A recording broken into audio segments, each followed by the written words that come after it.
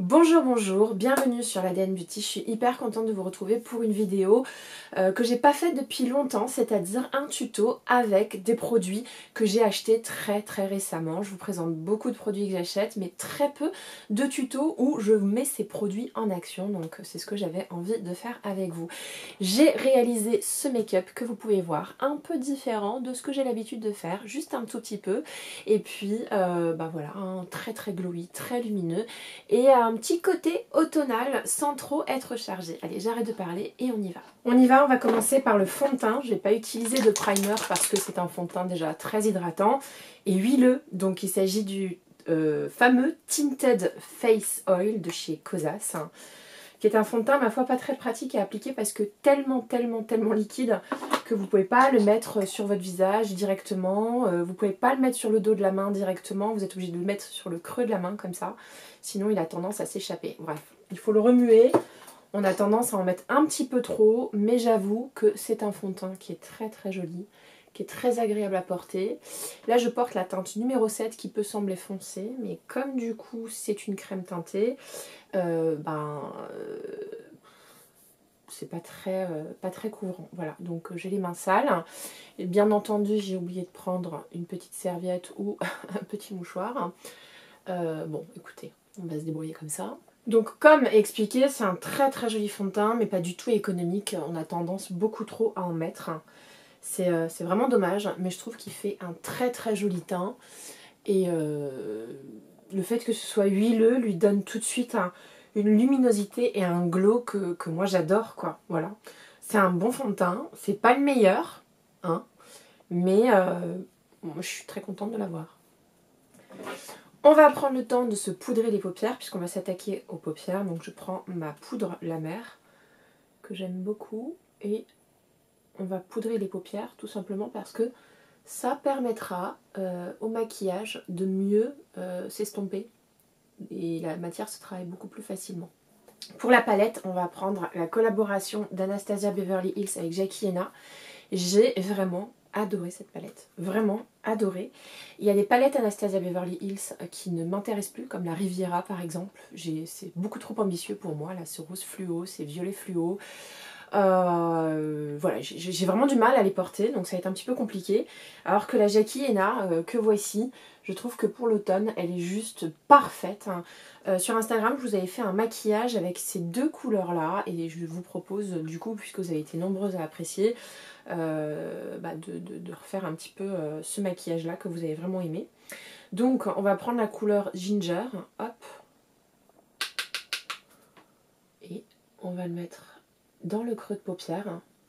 Je trouve que mettre des couleurs un peu camel orangées sur le creux de paupière, ça habille n'importe quel maquillage. Mais vraiment, je trouve que vraiment c'est quand vous mettez du bleu sur la paupière, le fait de mettre du orangé, ça va transformer le maquillage de façon assez impressionnante.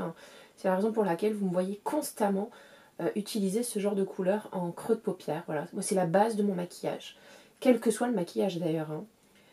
Même quand je veux être naturelle, j'aime bien juste mettre ces teintes orangées. Je commence un petit peu à en avoir marre du trop orangé, mais vous allez voir que je vais bien contrebalancer ça. Parce que assez souvent quand je regarde mes vidéos, je me trouve les yeux beaucoup trop orange. Alors ça va, mais c'est tout le temps un peu le même maquillage. Voilà, donc j'avais envie de changer. C'est pour ça que je vous fais moins de vidéos maquillage, parce que j'ai pas l'impression de vous apporter quelque chose. Mais là vous allez voir, on va quitter momentanément l'univers du orange. Regardez-moi ça, sincèrement.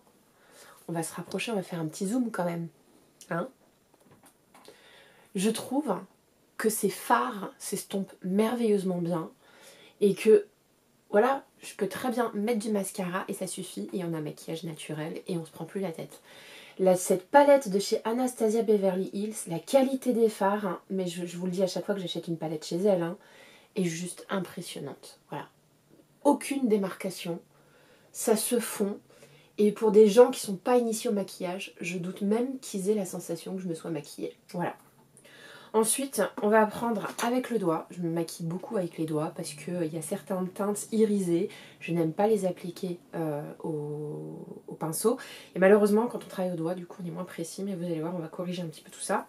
Je vais prendre la couleur Sponsored, qui est un marron vert bleu. Super. C'est des couleurs, ce qu'on appelle, alors c'est pas les duochromes parce qu'on a 3 couleurs en une seule, mais voilà, il y a de la multichromie, c'est-à-dire plusieurs couleurs en même temps, plusieurs reflets, et les reflets changent en fonction du mouvement, et c'est ça que j'aime bien. Je vais prendre ce petit doigt-là, et je vais l'appliquer sur l'ensemble de ma paupière mobile. Et c'est là où vous allez voir que mon maquillage va devenir vraiment moins orange. Même j'écoute un petit peu vos retours, et je trouve que je me maquille trop de façon orangée, et c'est peut-être pas ce qui me flatte le plus en réalité. Je trouve que les couleurs bordeaux, rosé me vont beaucoup mieux que les teintes orangées. Et les teintes orangées, encore une fois, ça fonctionne très très bien quand on met du vert, par exemple. Je laisse le zoom se faire. Est-ce que je l'ai bien estompé ici? Je fais très attention à bien en mettre aussi sur les racines, parce que sinon ça fait un espace blanc entre la paupière et les racines, c'est pas super super joli. Donc je vais juste reprendre cette couleur cette fois-ci avec un pinceau, et je vais essayer d'en appliquer de façon uniforme ici. Voilà. J'adore cette couleur. Vraiment, je l'adore. Est-ce que je prends une petite couleur que je mets en coin interne de l'œil? Et ouais, si je prenais le doré là, le Zamine qui est juste ici, qui a l'air d'être sublime. Hop, avec le petit doigt toujours. Hop. Ah, je suis hyper contente du résultat, c'est très joli. Je vais quand même estomper pour que ça rentre bien dans le vert. Voilà. On est bon. On va abandonner momentanément les yeux pour passer à l'anti-cerne. Et ensuite, je me réoccuperai du ras de cils inférieur. Donc pour l'anti-cerne, je vais utiliser celui de Jeffree Stars. Alors je l'ai beaucoup aimé, vraiment beaucoup. Mais petit bémol, il est un poil foncé. Donc moi j'avais pris la teinte C20, mais je pense qu'il aurait fallu que je prenne la teinte C19, hein, ou que je fasse un mélange des deux. Donc j'attends qu'il y ait une petite promotion chez Marionneau et j'irai m'acheter le C19. Parce que ce que j'aime beaucoup dans cet anti-cerne, c'est qu'il est traitant. Voilà, il est à base d'acide hyaluronique, il est hydratant et il vient corriger les effets du vieillissement. Donc c'est parfait. Vous savez, c'est la zone du contour des yeux qui généralement vraiment prend le plus cher avec l'âge. Donc c'est une zone que je chouchoute particulièrement en lui évitant certaines matières peut-être un peu trop intenses, un peu trop plâtreuses et en lui mettant par-dessus tous les meilleures crèmes du monde entier. Parce que vraiment c'est la zone qui prend cher en premier quand on vieillit. Donc il faut vraiment faire attention à cette zone-là. Comme vous pouvez le voir, l'anti-cerne est imperceptible, il fonctionne super bien. C'est ça que j'adore, c'est qu'ils se font parfaitement avec la peau. J'aime énormément l'effet et même j'ai l'impression qu'il donne un regard un peu rajeuni. Hein, voilà, il vient un peu lisser le dessous d'œil. Je ne sais pas si ça vous fait vous cette impression-là, mais moi en tout cas, j'ai cette impression-là. Et je ne vois aucune matière. Aucun effet matière. J'aime énormément. Voilà. Mais un poil foncé. Il aurait fallu qu'il soit un poil plus clair pour donner un peu plus de luminosité à mon maquillage. On va reprendre la palette Anastasia Beverly Hills et on va se saisir de cette couleur Ginger que j'ai utilisée en creux de paupière. On va l'utiliser pour ombrer un petit peu le dessous d'œil, comme ça. On ne veut pas non plus que ce soit trop smoky, que ça descende trop bas, juste parce que on veut quand même que ce maquillage soit léger. Hop, petit poil. Pas mal, non? Voilà pour le maquillage des yeux. J'hésite à faire un petit trait d'eyeliner, mais j'avais envie quand même de cette légèreté, donc je ne vais pas le faire. On va passer au mascara. Donc l'une des nouveautés, alors je dirais pas de la rentrée, parce que ça fait quand même déjà un certain temps, mais bon, je vous l'ai présenté comme une nouveauté, c'est le mascara Too Faced Dame Girl, qui est pas mal. Voilà, sans plus.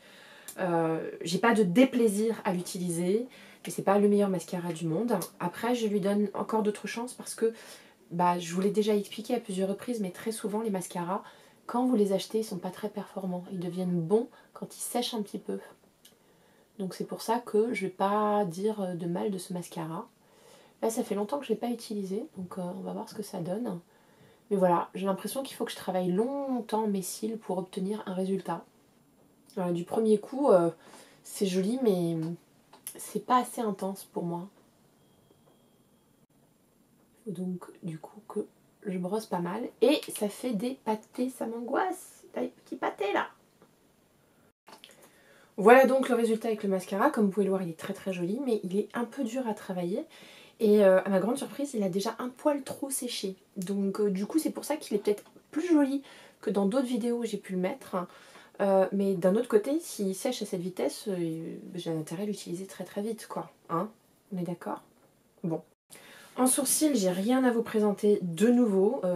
Donc je vais utiliser mon Boy Brow de chez Glossier en couleur transparente. Et lorsque je le terminerai, je l'achèterai en couleur noire parce que je préfère en noir. Néanmoins, c'est un des meilleurs que je connaisse. J'aime énormément ce produit. Je trouve qu'il est pratique, que la brosse est d'une taille parfaite et que ça vient vraiment prendre les sourcils. En revanche, moi mes sourcils, je peux faire ce que je veux. Ils tiennent pas, hein. Mais je peux utiliser ceux d'Anastasia Beverly Hills, celui de chez Benefit, le 24 heures, la 7 heures. Il n'y en a aucun qui fait tenir mes sourcils correctement. Mais voilà, c'est celui que je préfère en tout cas. Je les brosse vers le haut comme toujours parce que je veux accentuer le côté bushy, le côté pas trop structuré non plus. Voilà, pour les sourcils. On va s'attaquer maintenant au teint. On a fini les yeux. J'espère que vous appréciez les yeux quand même. C'est très très très très joli, je trouve. Mais vraiment, ça change de ce que j'ai l'habitude de vous présenter. Pour le teint, j'avais envie de utiliser ce produit-là de chez By Terry, qui est très joli. Regardez-moi ce boîtier de fou. Et on va l'appliquer un peu comme poudre pour donner un peu de luminosité et de glow. Donc je ne vais pas l'appliquer sur le centre du visage. Je vais faire attention de l'appliquer un petit peu juste comme ça, là, sur les joues. Je vais mettre du bronzer. Hein, je ne vais pas m'en tenir là. Je vais quand même mettre du bronzer, mais je voulais quand même donner un petit peu de chaleur à tout ce visage. Même si je trouve que j'ai déjà une mine bronzée avec le fond de teint Kosas que j'ai mis. Voilà. Ce que j'adore dans ce produit, hormis l'odeur qui est très forte, je ne sais pas si ça va plaire à tout le monde, mais moi j'adore l'odeur de rose des produits By Terry, c'est que ça va vraiment donner un poudré, un fini glow très très lumineux à votre visage, tout en n'étant pas graisseux, parce qu'il y en a beaucoup qui n'aiment pas le côté graisseux que peut avoir beaucoup de produits qui donnent du glow au visage. Donc pour celles qui veulent et se poudrer et être glowy, ce produit est absolument génial. Moi je ne l'utilise pas tous les jours parce que j'aime beaucoup l'effet graisseux de la peau, l'effet peau. On n'est pas sur un effet peau, on reste quand même sur un effet poudré, mais qui est vraiment très très joli, vraiment. Très très joli. Hein, on va passer au bronzer. Alors pour le bronzer, moi j'ai adoré ce produit là, j'espère qu'il existe encore. Il me semble avoir déjà vu dans pas mal de magasins MAC. C'est cette poudre MAC. Regardez-moi le boîtier, je vous l'ai déjà présenté, hein, sublime. Et ce que j'adore dans ce bronzer, c'est qu'il se fond dans la peau. C'est un bronzer mat. Généralement je n'aime pas les bronzers mat parce que ils se fondent pas, il y a un effet keki, un effet matière que j'aime pas. Et puis moi j'ai besoin de glow, sinon tout de suite j'ai un aspect terne. Et c'est horrible sur moi, tout ce qui est trop mat. Hein. C'est pour ça que je choisis des fonds de teint qui sont pas mat, des poudres qui ne sont pas mat. Donc celle-ci elle est juste exceptionnelle, c'est une poudre mat comme vous pouvez le voir. Il n'y a rien d'irisé, mais parce qu'elle a un effet un peu crémeux, je trouve qu'elle pénètre particulièrement bien dans le visage. Voilà. Ouf, j'en ai mis un peu trop là. On va essayer d'estomper. Quand vous en avez mis un petit peu trop comme ça, il y a un truc qui fonctionne super bien. Vous prenez votre pinceau à fond de teint et vous estompez, tout simplement. Je ne vous présente pas souvent des pinceaux, mais généralement quand j'en achète un, je suis très motivée. Et celui-là, j'étais très motivée pour l'acheter parce que je l'avais essayé à plusieurs reprises. Et je trouvais que c'était vraiment un idéal pour le bronzer. Voilà. On va reprendre le pinceau à fond de teint. On va un peu estomper les démarcations. Hop. On est bon. On est bon. Ensuite, je vais appliquer un highlighter. Et là, j'ai vu que j'avais pas mon pinceau highlighter. Si on va prendre un pinceau que j'ai pas trop l'habitude d'utiliser, c'est les pinceaux, les fan brush. Donc, j'ai prélevé un peu de matière avec le fan brush. Hop. Et je trouve que ça vient déposer juste ce qu'il faut. Désolée, je jongle avec deux boîtiers. Un pour me voir et un pour me maquiller. Hop. Même chose de l'autre côté. Canon. Canon. Je trouve que le highlighter s'imprègne bien dans la peau. Il est un poil plus intense que ce que j'ai l'habitude de mettre en ce moment, mais il reste néanmoins très très très très joli. Pour le blush, on va appliquer ce produit de chez Jouer. En ce moment, j'achète pas mal de choses sur Cult Beauty. Je vous ferai bien entendu un haul spécial Cult Beauty. Parce que voilà, Cult Beauty, il n'y a pas du tout les mêmes produits que sur Sephora. Donc, et il y a par exemple cette marque qui s'appelle Jouer. Donc c'est un duo de blush. Moi je vais mélanger les deux je pense. Ou alors je vais commencer par le plus clair et je vais concentrer le rosé le plus foncé à certains endroits. On va voir comment on va le travailler. Mais voilà, ce sont deux bronzers légèrement irisés. Enfin deux bronzers pardon. Deux highlighters, deux fards à joues un peu irisés dans les tons bois de rose. Et on va voir ce que ça donne. Donc là je vais appliquer la teinte la plus claire qui ne se voit pas sur moi, malheureusement. Ce qui est dommage. Donc on va mélanger les deux. Hop. C'est très très poudreux.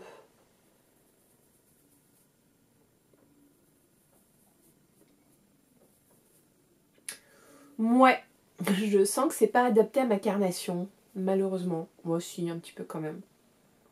C'est vrai que la lumière blanche qui est en face de moi a tendance à tuer toutes les couleurs que je peux mettre. Et donc du coup, parfois, quand je me maquille comme ça devant vous et que j'éteins les lumières et que je me regarde à la lumière naturelle, là je me dis, il y a eu un petit problème. La teinte la plus foncée est vraiment très très jolie toute seule.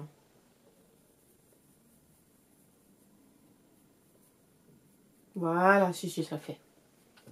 Ça le fait très très bien. Et on est sur encore des tonalités irisées, c'est parfait. Ok. Alors pour les puristes, je suis peut-être un peu trop brillante, c'est-à-dire là sur la zone du front, sur le nez et sur la lèvre supérieure et le menton. Ce sont des zones où on n'a pas envie de briller. On a envie de briller là sur le côté de la joue pour donner un côté plumpy, mais en réalité sur la zone du front, c'est pas l'endroit idéal pour briller. Donc je vais prendre ma poudre la mer. Je suis désolée, j'ai pas d'autres poudres nouvelles à vous montrer. Ah si, j'ai une nouvelle poudre à vous montrer. Si, il y avait une nouveauté. C'était la poudre Marc Jacobs, c'est la dernière que j'ai achetée. Alors, je ne sais plus ce que je pense de cette poudre-là. Alors si, je m'en souviens. C'est une poudre qui est plutôt pas mal parce qu'elle a tendance à lisser, ce qui est vraiment assez agréable. Avec le temps, je commence à avoir des petits boutons et les pores qui s'ouvrent sur le centre du visage. Donc il faut que je fasse un petit peu attention. Peut-être même acheter ce qu'on appelle des lotions astringentes qui vont pousser la peau à se resserrer. Ça permet de lutter contre les pores. Mais en fait, je trouve que cette poudre est un poil trop épaisse. Voilà, contrairement à la mer qui est très très fine.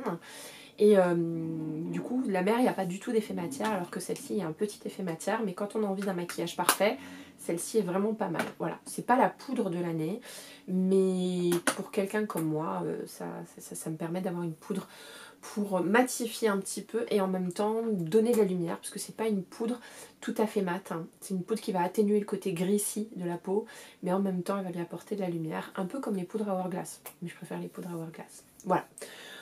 On va s'occuper des lèvres, donc je sais pas trop ce que j'ai envie de faire. Est-ce que je mets du rouge ou est-ce que je mets du nude? On va mettre du rouge parce que... Non, on va mettre du nude. Avec ce maquillage, je préférerais mettre du nude. Donc ce sont les rouges à lèvres by Terry, les belettes.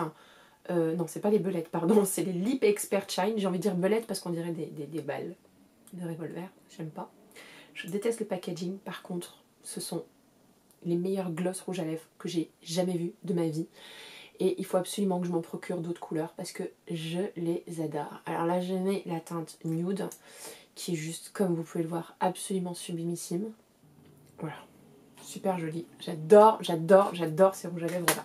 Voilà, donc ça c'était le maquillage. Les cheveux, on laisse tomber, hein. Je suis désolée, on va même les cacher, on va les mettre derrière comme ça. Voilà, c'était le maquillage un petit peu avec toutes les nouveautés que je vous ai présentées ces derniers temps. J'espère que vous appréciez. Si c'est le cas, mettez un petit like. Si vous avez envie de revoir cette petite tête, n'hésitez pas à vous abonner à ma chaîne. Les vidéos sont là à peu près une fois par semaine en ce moment. Je dis à peu près parce que je songe à faire ça 2 fois par semaine, comme avant, mais je manque de temps. Voilà, je vous embrasse.